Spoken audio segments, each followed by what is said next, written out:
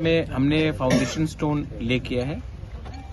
हमारे संग अग्रीमेंट हुआ है IOCL का to open up petrol pumps under EDC इन अलग अलग लोकेशंस में हम लोग पेट्रोल पंप्स खोल रहे हैं। EDC का जो एडमिनिस्ट्रेशन है इन कोलैबोरेशन विद IOCL।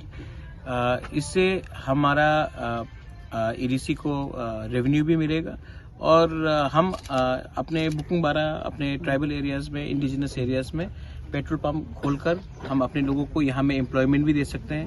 यहाँ इसके आसपास में तब दुकान भी खुलेगा और इकोनॉमी भी बढ़ेगा। और ये नेशनल हाईवे के सामने है।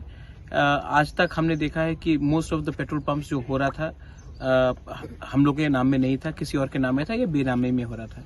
अब ADC खुद इसमें आकर हम यहाँ में अपना पेट्रोल पंप्स खोल रहे हैं और ऐसी करके स्लोली त्रिपुरा में एटलीस्ट 15 जगह में हम लोग अपने पेट्रोल पंप्स खोलेंगे और यहाँ में लोकल एम्प्लॉयमेंट भी बढ़ेगा। सामने में खाने का जगह, टायर शॉप्स, चाय का दुकान, एम्प्लॉयमेंट जो यहाँ में अंदर जो पेट्रोल पंप में काम करेंगे, जो बाहर में काम करेंगे।